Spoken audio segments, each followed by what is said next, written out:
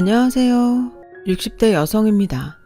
제 나이대쯤 되면 사연 없는 사람은 아마도 없을 것 같네요. 그만큼 인생이 마음처럼 그리고 생각처럼 사라지지는 않는 거겠죠. 저도 예전에 그리고 얼마 전까지 사는 게 왜 이렇게 내 마음 같지 않고 힘들까 하며 신세한탄을 하곤 했어요. 저는 형제 많은 집에 장녀로 태어났어요. 장녀는 살림 미천이라고 하죠. 그래서인지 집안의 가장 큰 어른인 할머니도 그렇고 친정 부모님은 저에게 그렇게 집안일과 밭일 그리고 동생들 돌보는 일을 아주 당연하게 시키셨어요. 그러면서 저는 딸이라 시집가면 남의 집 식구가 된다며 학교에도 잘 보내주지 않으셨는데요. 할머니와 아버지는 제가 학교에 가면 육성회비를 내야 하니 그 돈이 아깝다고 대놓고 말씀하실 정도였죠. 제가 장녀로 태어나고 싶어 그런 게 아닌데 어린 마음에 저는 저의 처지가 싫고 억울했어요. 저도 학교에 가고 싶고 친구들과 놀고 싶은 어린 애였으니까요. 그래서 저는 10살이 조금 넘은 어린 나이였지만 무조건 이 집을 탈출해야겠다고 생각했어요. 줄줄이 딸린 동생들이 마음에 걸리긴 했지만 계속 이렇게 살다가는 좋은 시절을 이 집에서 다 흘려보낼 것만 같더라고요. 그리고 저의 이 바람이 하늘에 닿았는지 제가 20살을 얼마 남겨두지 않은 추운 겨울에 우연히 기회가 찾아왔어요. 어릴 때부터 한 동네에 살던 저보다 3살 많은 언니가 있었는데 그 언니가 그때 인천의 한 공장에서 일을 하고 있었거든요. 이미 저의 처지를 아는 언니는 제가 원하면 차비를 빌려줄 테니 인천으로 와서 자기와 함께 공장을 다니자고 했어요. 저는 초등학교 졸업을 하고 선생님의 설득으로 중학교에 가긴 했지만 졸업도 제대로 하지 못했고 또 고등학교 진학은 아예 하지도 못했기에 공장 같은 회사에 취직이 될까 걱정이 되었는데 언니는 그런 건 하나도 문제가 되지 않는다고 했고 저는 언니의 그 말이 저를 여기서 구해줄 동아줄 같았기에 고민 없이 야밤에 도망치듯 집을 나왔어요. 도시에 가서 돈을 벌고 싶다는 편지를 한 통 남겨두고요. 당시에는 지금처럼 핸드폰도 없던 시절이라 부모님은 집을 나간 저를 찾을 길이 마을 파출소에 신고하는 것을 빼면 아마 없었을 거예요. 그래서인지 몇 년이 흘러도 집에서 저를 찾는다는 소식은 들려오지 않았어요. 씁쓸하지만 오히려 잘 됐다고 생각하며 인천에 온 이후로 조금씩 집과 가족을 잇고 저를 위한 삶을 살자고 생각했죠. 먹고 싶은 것을 사 먹고 갖고 싶은 것을 살 정도는 벌었기에 저는 큰 욕심 없이 공장에서 하는 일을 좋아했어요. 아무런 대가 없이 하는 집안일에 비하면 공장은 참 좋은 곳이라는 생각이 들었거든요. 그러다 함께 살고 있던 언니가 연애를 하기 시작하더라고요. 종종 언니가 애인을 집에 데리고 왔는데 셋이 있으니 좀 민망했죠. 그래서 종종 자리를 비켜주게 되었는데 그게 언니의 마음에 걸렸는지 어느 날 저에게 언니가 애인의 절친한 친구라며 남편을 소개해줬어요. 남편은 공고를 나와 그래도 사무직 일을 하는 청년이었고 저는 그게 무슨 대단한 회사원처럼 보여서 남편이 참 멋있어 보이더라고요.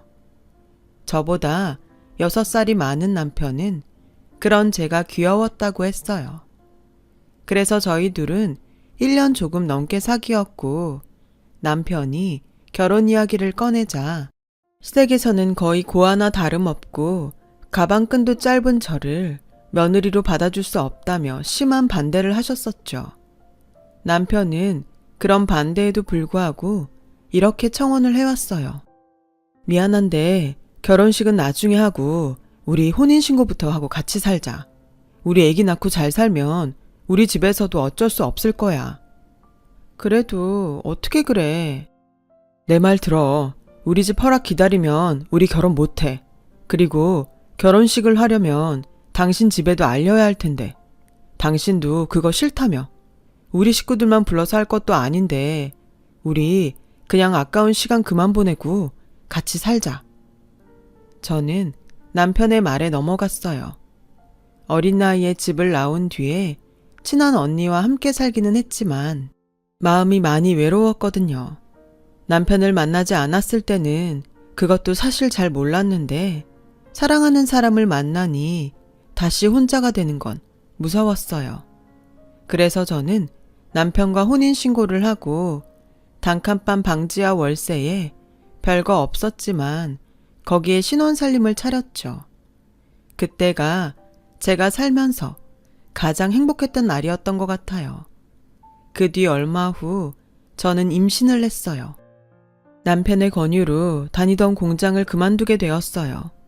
그리고 전업주부가 되어 아침에 남편을 출근시키고 없는 살림이라 시장에서 가장 싼 식재료를 사다가 저녁을 지어 먹는데 남편과 따뜻한 방에서 함께 밥을 먹으니 천국이 따로 없었어요.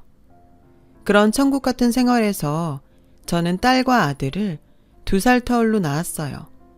식구가 많아지니 지내고 있던 월세방은 너무 좁았고 그래서 무리이긴 했지만 가지고 있는 돈과 은행에서 돈을 빌려 방 2개짜리 작은 빌라를 구입하게 되었어요. 난생 처음 갖게 된 우리 집이었죠. 이런 행복한 날이 앞으로도 계속될 거라고 믿었어요. 커가는 아이들과 은행 대출금으로 생활은 더욱 팍팍해졌지만 사는 보람이 있다고 할까요? 이게 행복이지 별거 있나? 하는 만족감으로 또 늘 감사한 마음으로 살았어요. 남편이 약속한 결혼식도 잊어버린 채요. 하지만 너무 행복해서 누군가 셈이 났을까요? 살면서 부부싸움이라고는 해본 적 없는 저희 부부에게 큰일이 닥치고 말았어요. 그 큰일은 남편의 보증이었는데요. 저는 전혀 몰랐던 일이라 놀라지 않을 수 없었어요. 여보, 이게 다 무슨 말이야? 언제 보증을 섰어? 미안해 여보. 진석이가 너무 힘들다고 해서 어쩔 수가 없었어. 당장 급한 불만 끄면 금방 해결할 수 있다고 해서 믿었는데. 남편이 말하는 진석 씨라는 사람은 저에게 남편을 소개해준 언니의 애인이었어요. 저와 남편이 결혼하고 언니는 그 진석 씨라는 사람과 헤어졌었거든요. 남편은 어떻게든 자기가 해결한다면서 저에게는 아무런 걱정하지 말고 평소처럼 애들을 잘 챙기라고 했는데 말이 쉽지 집은 경매로 날아가게 되었고 남편은 그 충격에 회사도 가지 않고 친구를 찾겠다며 집을 나가더니 그 길로 실종이 되고 말았어요. 한순간에 아이들과 길거리에 나앉게 된 저는 언젠가는 남편이 돌아올 거라고 굳게 믿으며 다시 공장에 부탁해 일을 하기 시작했는데요. 그렇게 지내기를 1년이 조금 넘어가자 경찰서에서 연락이 왔어요. 남편이 객사를 했다고요. 저는 너무 놀라 그 자리에서 쓰러지고 말았죠. 그리고 잠시 뒤 정신을 차리니 아직 어린 아이들의 얼굴에는 온통 눈물과 콧물로 범벅이 되어 혹여 제가 깨어나지 못할까 엉엉 울며 제 손을 꼭 잡고 있더군요. 저는 그제야 아이들을 보고 정신을 차렸어요. 그리고 정신이 든 저에게 경찰 한 분이 남편의 유품 중에 있었다며 수첩을 건네줬는데 그 안에 남편이 그동안 바보처럼 끙끙 앓으며 저와 아이들에게 하고 싶은 말들을 잔뜩 적어 놓았더라고요. 수첩 속 내용들은 대개 저와 아이들에게 미안하다는 말로 가득했어요. 그리고 너무 보고 싶은데 염치가 없어 돌아갈 수가 없다고 하면서 배가 고프지만 허기를 채울 면목도 없다며 비록 결혼식을 올려주겠다는 약속을 지키지 못했지만 제가 꼭 다시 행복해졌으면 좋겠다는 글이 마지막이었어요. 어찌 보면 그 마지막 글이 남편의 유언이나 다름이 없었죠. 실제로 남편의 부검 결과는 아사로 인한 사망이었어요. 남편이 허망하게 세상을 떠난 것도 충격인데 사망 원인이 아사라니. 저는 그깟 돈이 뭐가 중요해서 미련하게 우리한테 돌아오지 못하고 그렇게 세상을 떠났나. 남편이 너무 불쌍해서 아이들이 다 보는데도 가슴을 치며 대성통곡했어요. 그 후 저는 6개월 남짓을 어떻게 살았는지 잘 기억이 나지 않아요. 저를 끝까지 반대하던 시부모님이 남편의 장례식 때 밀고 들어와 저에게 네가 우리 아들 죽게 한 거야. 너만 만나지 않았다면 우리 애 그렇게 되지 않았어. 내 아들 살려내! 라고 하던 말은 또렷하게 기억이 나요. 그리고 남편을 완전히 보낸 뒤 저는 한동안 제정신으로 살 수 없어 늘 자리에 누워 지냈어요. 당시 딸아이가 10살, 아들아이가 8살이었는데 제 소식을 공장 사람들을 통해 들은 언니가 저 대신 저희 아이들을 챙기며 도움을 많이 줬어요. 언니는 그때 당시 결혼한 지 얼마 되지 않았었어요. 아마도 자기가 제 남편을 소개해줬고 자신의 전 애인의 일로 제가 이렇게 되었다고 생각했는지 마음에 부채를 안고 있는 듯 했어요. 미영아, 이제 그만 털고 일어나. 애들 생각해야지. 나도 알아. 언니한테는 미안하고 고마워. 나도 이제 다시 정신 차려야지. 그래, 제발 그러자. 그리고 내가 진짜 미안해. 괜히 내가 재혁 씨를 소개하는 바람에 네가 이렇게 된 것 같아. 아니야. 나 우리 그이 만나서 얼마나 행복했는데. 언니 아니었으면 내가 어떻게 그런 사람을 만났겠어. 언니 말대로 나 이제 다시 일도 하고 애들도 잘 키울 테니까 이제 언니도 언니 가정 돌봐. 결혼한 지도 얼마 안 됐잖아. 내 걱정은 하지 마. 언니가 알아서 해. 너 그러지 말고 집에 도움을 좀 청하면 어때? 예전이면 몰라도 지금은 다르지 않을까? 아니, 오히려 그렇게 나가더니 꼴 좋다고 하지. 언니, 나 어떻게 되든 우리 애들이랑 잘 살 거야. 그러니까 언니도 걱정하지 마. 저는 그렇게 언니한테 말을 하고 자리를 털고 일어나 다시 용기를 냈어요. 남편은 없지만 사랑하는 아이들이 제 옆에 있었으니 힘을 내야 했죠. 그리고 참 고맙게도 아이들은 손이 많이 가는 나이인데도 불구하고 모든 것을 자기들끼리 해결하려고 했고 한 번은 일찍 퇴근해서 집에 왔는데 아이들이 나누는 대화를 듣게 되었어요. 누나는 소풍비 냈어? 학교에서 소풍비 가져오라고 하던데. 정민우, 누나 말 잘 들어. 우린 학교에 가지고 갈 돈이 없어. 우리 엄마 아프고 힘든 거 매일 봐서 알지? 소풍날 우리는 우리끼리 뒷산으로 소풍 가자. 누나가 도시락도 싸줄게. 우와, 진짜? 와, 신난다. 그럼 그날 누나가 도시락도 싸주고 나랑 밖에서 하루 종일 놀아주는 거야? 숙제도 안 하고? 그래, 그러니까 엄마한테는 아무 말 하지 마. 알았지? 밖에서 그 말을 듣는데 어찌나 눈물이 나는지요. 그래서 그 다음날 공과금 내려고 따로 빼놓은 돈으로 아이들 소풍비를 주었어요. 제가 소풍비를 주자 아이들은 많이 놀란 얼굴이었지만 저는 웃으면서 이렇게 말했죠. 니네 소풍 가는데 왜 엄마한테 아무 말도 안 했어? 완전 서운하다. 장난처럼 아이들에게 말을 했어요.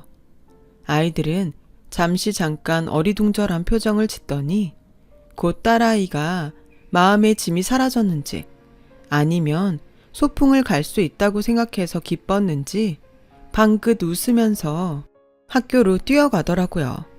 아들도 지 누나를 따라서 신이 나서 뛰어가고요. 그 모습을 보는데 저는 아이들에게 미안한 마음에 또 왈칵 눈물이 쏟아졌어요. 그리고 너무 빨리 크지 않았으면 좋겠다고, 너무 빨리 철이 들지 않았으면 좋겠다고 생각했는데 아이들은 저의 마음과 다르게 빨리 컸고 철도 금방 들었죠. 그렇게 청소년이 되고부터는 사춘기가 시작된 딸은 뭐든 자기가 알아서 한다며 저에게 도움을 청하지 않았어요. 남들은 대견하다고 했지만 저에게 의지하지 않으려는 딸을 보면 저는 속상했죠. 공부 욕심이 제법 많았던 딸은 자주 저에게 앞으로 자기 인생은 자기가 알아서 할 테니 저에겐 신경 쓰지 말라고 말을 했어요. 그에 비해 아들아이는 고등학교에 들어가서도 살가운 구석이 많았는데 딸은 마치 자기가 성공해야 우리 집이 편하게 살 수 있다고 생각하는지 누가 지라고 하지도 않은 가장의 무게를 혼자서 지려고 했어요. 지혜야, 엄마는 우리 딸한테 바라는 것이 없는데 왜 그렇게 무리를 해? 공부든 뭐든 엄마는 네가 힘들지 않았으면 좋겠어. 엄마, 나는 성공해서 잘 살고 싶어. 엄마한테는 미안하지만 나는 지금이 별로 행복하지 않아. 다른 애들이랑 자꾸 비교되고 그래서 어쩐지 나는 손해보는 것 같아서 짜증난단 말이야. 그래도 엄마한테 짜증내면 안 된다는 건 알아서 참고 있는 거야. 그러니까 엄마, 나 건들지 마. 엄마가 욕심이 없는 거지. 나는 모든 게 다 욕심나. 셈이 나서 미치겠어. 저는 딸아이의 말을 듣고 참 미안했어요. 딸에게는 저와 같은 장녀의 무게를 지어주지 않겠다고 생각만 했지 딸의 마음을 거기까지는 헤아리지 못했던 것이 그날은 한 번에 밀려왔거든요. 그래서 저는 딸이 얘기한 대로 최대한 딸을 배려했어요. 이 시기가 지나고 딸이 어른이 되면 괜찮아질 거라고 믿었죠. 하지만 욕심 많은 딸은 계속 손에 넣지 못한 것을 보더라고요. 더 위가 있다면 그 위에 올라가야 한다는 생각에 더욱 자기 자신을 몰더라고요. 그리고 고3 수능을 마친 딸은 자기가 바라던 대로 서울 법대에 들어갔습니다. 제가 그동안 모아놓은 돈과 신용대출을 받아 우선은 무사히 대학 입학금을 해결할 수 있었어요. 물론 아직 고등학생인 아들이 있고 대출금을 갚아야 했기에 생활은 더 많이 어려워졌지만 그때 당시는 딸이 원하는 것을 제가 해줄 수 있다는 기쁨이 더 컸던 것 같아요. 하지만 대학에 들어간 딸은 계속 뭐가 불만이고 짜증인지 저와 지 동생에게 차가웠고 장학금을 받아 등록금 걱정을 덜어주겠다고는 큰 소리는 쳤지만 워낙에 공부 잘하는 사람들만 모인 그곳에서 장학금을 받기란 쉽지 않은 것 같더군요. 그래서 딸은 과외 아르바이트를 시작했어요. 처음엔 학비 때문이었지만 과외비가 웬만한 사회 초년생들의 월급만큼은 되더라고요. 아들도 수능을 마치고 경기도에 있는 4년제 대학에 들어가게 되었는데 아들 학교 입학금을 모두 준비하지 못했어요. 엄마, 나 괜찮아. 군대 먼저 갔다가 군대에서 공부하고 다시 시험 쳐서 더 좋은 대학에 가면 돼. 나도 누나처럼 엄마한테 손 안 벌리고 대학 다닐 테니까 엄마는 아무 걱정 말아요. 민우야, 엄마가 미안해. 엄마가 좀 더 벌이가 좋았다면 니네들 고생 안 시키는 건데. 누나, 고마워. 누나 진짜 짱이야. 내가 평생 누나한테 잘할게. 아들은 지 누나가 준 돈을 받고 기분이 좋아서 방방 뛰었어요. 딸이 고맙기도 하고 미안하기도 해서 아무 말도 하지 못했는데 딸은 그런 저에게 할 말이 있다며 처음으로 딸과 술자리를 가졌어요. 좋다. 이렇게 우리 딸이랑 술도 마실 수 있네. 엄마, 나 있잖아. 대학 졸업하면 결혼할 거야. 뭐? 결혼? 응. 지금 나 가해하는 집에 나보다 3살 많은 남자가 있는데 사실 만난 지 좀 됐어. 아무리 그래도 너 나이가 몇인데 그냥 좋게 만나다가 나중에 사회인 되고 해. 그게 나 로스쿨에 가고 싶은데 결혼하면 그 집에서 학비랑 다 대준다고 해서. 뭐? 너 지금 결혼하고 싶은 이유가 돈 때문이야? 꼭 그런 건 아니고 나 지금 만나는 오빠 사랑해. 그리고 그 집에서는 내가 결혼만 해주면 뭐든 다 해주시겠다고 하고 이렇게 좋은 일이 어딨어. 아무리 그래도 그렇게 결혼하는 건 아닌 것 같다. 엄마, 현실을 생각해. 엄마 지금도 그때 빌린 내 대학 입학금 갖고 있잖아. 그리고 민우 생각은 안 해? 나 지금처럼 로스쿨 가서 과외하고 학비 마련할 시간 없어. 아무리 생각해도 이건 좋은 기회고 난 이 기회를 놓치고 싶지 않아. 나 성인이잖아, 엄마. 우리 모두를 위해서 나 이 결혼 꼭 하고 싶어. 나도 그 오빠 좋아, 진짜. 아, 정말. 이런 소리를 듣는데 어떤 부모가 억장이 무너지지 않을까요? 자기는 좋아서 하는 결혼이라고 하지만 저는 그게 다가 아닌 것 같고, 그래서 대학 졸업할 때까지 생각을 해보겠다고 했어요. 그리고 만난다는 그 남자를 한번 보자고 했는데, 안녕하세요. 차진표라고 합니다. 지혜한테 이야기 듣고 많이 놀라셨다는 얘기는 들었습니다. 저도 그렇고 저희 부모님이 지혜가 아깝고 예뻐서 빨리 시집 왔으면 하시는 거예요. 어머님이 생각하는 그런 돈 때문은 절대 아니니까 오해는 하지 않으셔도 됩니다. 생각보다 딸이 데려온 남자는 괜찮아 보였어요. 무엇보다 사람 마음을 잘 헤아릴 줄 아는 사람 같아서 마음이 아주 조금은 놓이더라고요. 하지만 그렇다고 해서 딸의 결혼을 환영하며 허락할 수는 없었어요. 하지만 딸의 졸업을 얼마 앞두고 딸이 그토록 원하는 결혼을 받아들일 수밖에 없었어요. 딸의 시아버지 될 사람이 저를 찾아왔거든요. 안녕하세요. 이렇게 불쑥 찾아와서 너무 죄송합니다. 제가 마음이 좀 급해서요. 네, 좀 놀랐네요. 다름이 아니라 지혜의 졸업식이 코앞인데 아직 결혼에 대해 말이 없으셔서 이렇게 참지 못하고 제가 먼저 찾아왔습니다. 한 가지 물어도 될까요? 왜 저희 딸이죠? 그야 저희 집 며느리로 따님이 딱이니까요. 저는 지혜가 참 마음에 듭니다. 머리도 좋고 야무지고 저희 식구 중에는 지혜 같은 사람이 없어요. 돈은 제가 벌지만 저는 집안에 명예 있는 사람이 꼭 한 명은 있었으면 좋겠거든요. 우리 아들은 보셨겠지만 애는 착한데 욕심도 없고 야망도 없어요. 저도 같은 딸을 키우지만 제가 번 돈만 쓸 줄 압니다. 근데요, 따님은 다르잖아요. 제가 시아버지로서 뒤에서 확실히 서포트하겠습니다. 법관이 되든 변호사가 되든 제가 우리 지에 아무도 무시할 수 없게 최선을 다해서 지원할게요. 듣자 하니 어머님 혼자 힘드실 텐데 그 짐 저랑 같이 드시죠. 이대로 지혜가 로스쿨에 가지 못하면 너무 아깝잖아요. 그래도 결혼이라는 게 이런 식으로 하는 건 아니잖아요. 이런 말 창피하지만 아이 학비 때문에 어쩔 수 없이 시키는 결혼이라는 것이 저는 정말 내키지 않습니다. 학비 때문이 아니라 제가 그리고 제 아들이 따님을 놓치기 싫어서 부탁드리는 겁니다. 결혼만 허락해 주신다면 저와 우리 아들이 따님 공주처럼 여왕처럼 편히 떵떵거리며 살게 해줄 거예요. 똑똑한 따님이 저희 집 돈까지 얹으면 얼마나 높이 올라가겠습니까? 결혼에 필요한 돈도 제가 다 내겠습니다. 따님을 훌륭하게 키워주셔서 감사하니까요. 그때 당시 딸의 로스쿨 때문에 돈을 이리저리 빌리려 고생하던 때였어요.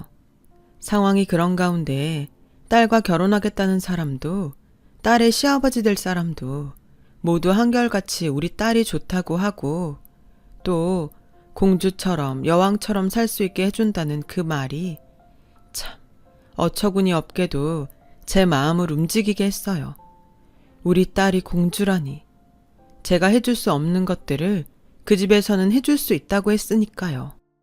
그래서 딸은 졸업을 얼마 앞두고 급히 결혼식을 올렸어요. 물론 비용도 모두 딸의 시댁에서 댔고 딸은 시댁이란 날개를 달고 돈 걱정 없이 하고 싶은 공부를 마음껏 하고 또 사돈의 말처럼 그 집에서 좋은 대접을 받고 사는 듯 보였죠. 엄마, 누나 행복해 보인다. 그러니까 이제 누나 걱정 그만해. 솔직히 잘 됐지 뭐. 누나는 누나가 바라는 대로 살 테니까 엄마도 이젠 좀 편하게 살아. 그래도 딸 자식을 시집 보냈는데 엄마 마음이 편하진 않지. 그래? 그럼 내가 빨리 장가를 가면 엄마 마음이 좀 나을까? 뭐? 농담이야. 누나가 그랬어. 자기는 이제 더 행복하게 살 거라고. 행복하게 살 길만 남았다고. 그러니까 우리도 행복하게 살자. 딸이 바라는 행복. 저는 결혼식 내내 방긋방긋 웃는 딸을 보고 아들의 말처럼 이제 그만 걱정과 염려를 내려놓기로 했어요.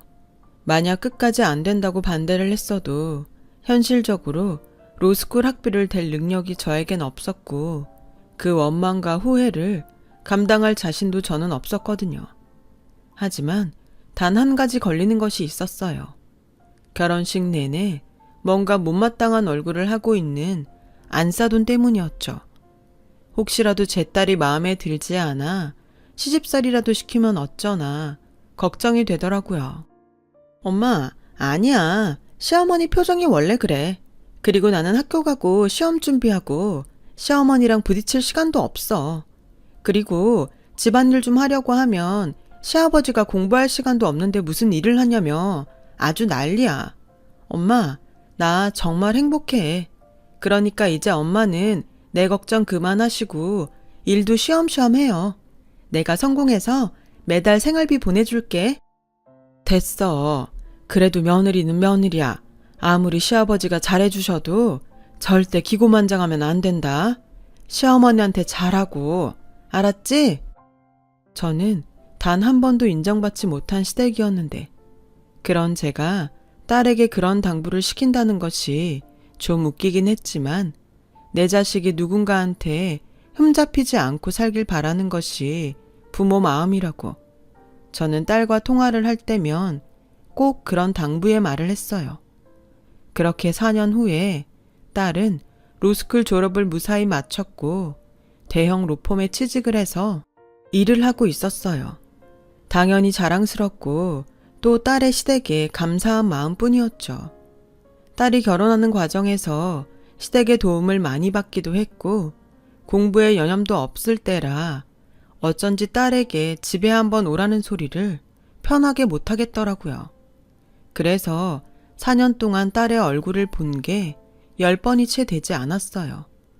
명절과 어버이날 또는 생일에도 딸을 제대로 볼 수 없다는 것이 제 마음을 아프게 했습니다.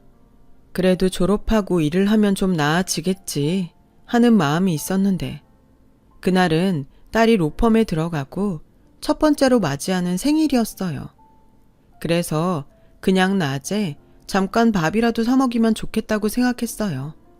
딸이 일하는 로펌 앞에서 전화를 하니 딸이 사무실에 없었어요. 엄마, 나 집이야. 오늘 생일이라 휴가 냈어. 미리 말하지. 나 오늘 생일이라고. 시어머니가 집에서 생일상 차려주신다고 했는데. 엄마, 내가 나중에 시간 한번 내서 집에 갈게. 엄마, 나 태어나게 해줘서 고마워. 그래, 사돈한테 엄마가 고맙다고 꼭 전해줘. 저는 전화를 끊고 아쉬운 마음에 집으로 발걸음을 돌렸어요. 그런데요, 참 이상하게 자꾸만 무언가가 찝찝하고 마음에 걸리는 게 딸의 목소리가 평소 같지 않은 것 같다는 생각이 계속 마음에 걸렸죠. 이대로 집에 가면 그게 계속 생각날 것 같아서 저는 염치불고하고 딸의 얼굴만 잠깐 보고 와야겠다고 생각했어요. 그래서 한 손에는 케이크와 또 한 손에는 갈비 세트를 사들고 한번 가보았던 시댁으로 향했는데요. 누구세요? 아, 오늘 도우미 면접 보러 오셨어요? 근데 지금 좀 분위기가 그런데 잠시만요. 저는 아니라는 말도 할 새도 없이 도우미로 오해를 받았어요. 그리고 대문이 철컥 하고 열리는데 우선은 안으로 들어갔죠. 일단 들어가서 아니라고 말하면 되니까요. 그런데 제 눈에 정말 믿을 수 없는 광경이 펼쳐졌어요. 글쎄 안싸돈이 제 딸의 머리채를 잡고 있는 거예요.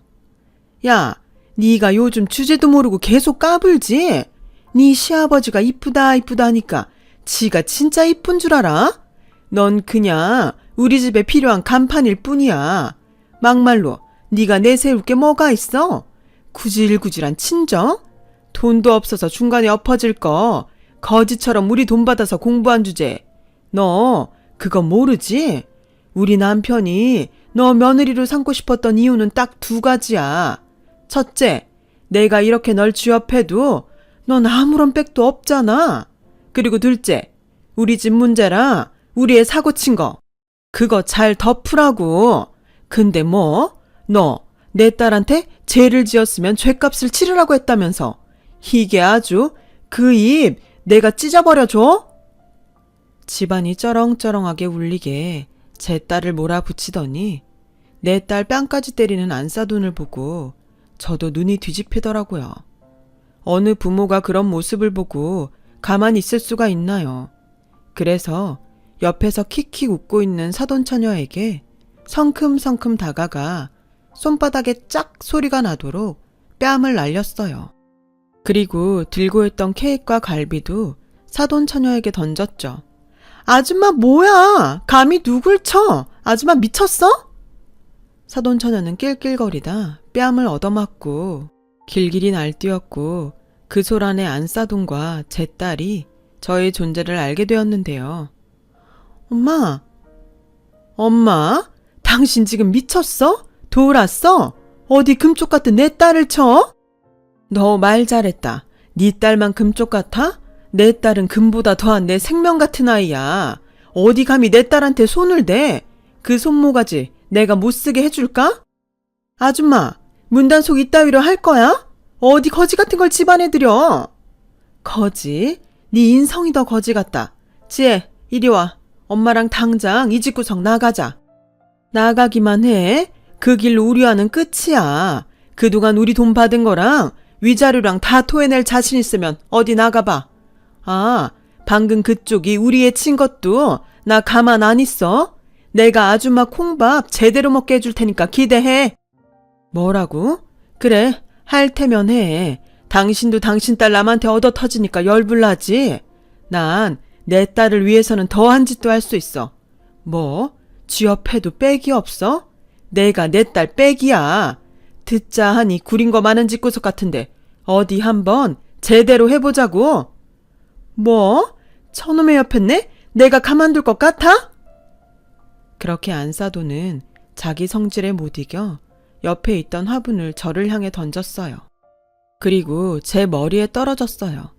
이마에서 피가 뚝뚝 떨어지자 그동안 꿀먹은 벙어리처럼 있던 딸의 눈이 뒤집혔죠. 어머니, 지금 이거 폭행이에요. 그리고 집안 곳곳에 저 감시하려고 CCTV 설치하셨죠? 제가 바본 줄 아세요? 그 CCTV가 결국 누구 발목을 잡을 것 같아요? 아가씨? 죄를 지으면 어떻게 되는지 내가 어쩌면 이번 기회에 똑똑히 보여줄 수 있을 것 같네요. 어머 언니? 지금 그 은혜를 뭘로 갚는 거예요? 은혜? 그 더러운 돈은 내가 곧 갚을게요.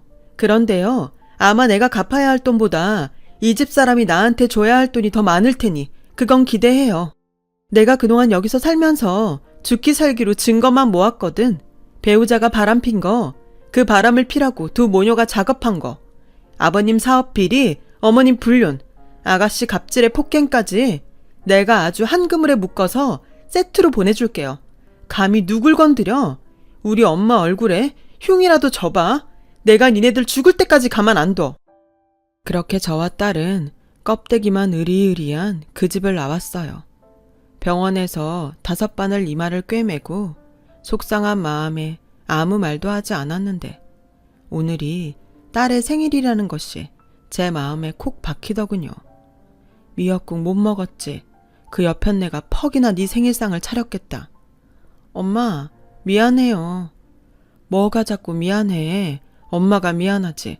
엄마가 능력이 없어서 널 그런데 시집을 보냈어. 엄마 잘못이야. 아니야. 내가 간다고 했잖아. 사실 나도 저런 집인 줄은 몰랐어. 결혼하고 며칠 있다가 사람들 얼굴이 싹 바뀌는데 이건 아니구나 싶었지만 그래도 다시 돌아갈 수가 없더라. 왜? 학비 때문에? 아니, 엄마 때문에. 엄마가 어떤 마음으로 보냈는지 아니까 엄마 속상하게 하고 싶지 않았어. 그리고 나 로스쿨 잘 졸업해서 감사하게 생각한 우리 시댁에도 내가 정말 도움이 되고 우리 집도 도울 수 있으면 그걸로 됐다고 생각했지. 가만 보니까 우리 딸이 지 생각만 하는 게 아니라 남 생각하느라 지 생각을 안 했네.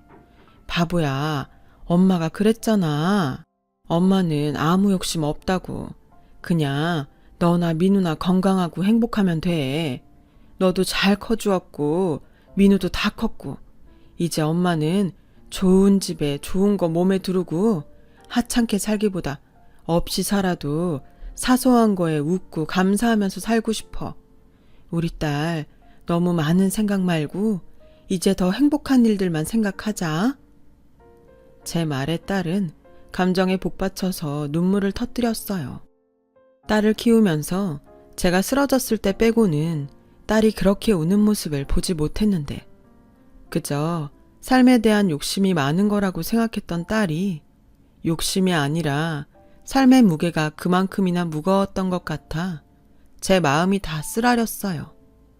그리고 3년 후 딸은 오랜 시간이 걸렸지만 이혼을 했고 자기가 받아야 할 것과 줘야 할 것을 야무지게 법적으로 정산을 끝냈어요. 그때 딸의 말처럼 딸은 자기가 줘야 할 돈보다 받을 돈이 훨씬 많더라고요. 그만큼 억울하고 힘들게 살았던 거죠. 저는 돈의 액수가 크면 클수록 마음이 아팠습니다. 큰 아픔이 지나면 사람이 성장한다고 하잖아요. 딸은 지금 작은 변호사 사무실을 꾸려서 돈보다는 억울한 사람들의 편에 서는 변호사가 되었어요.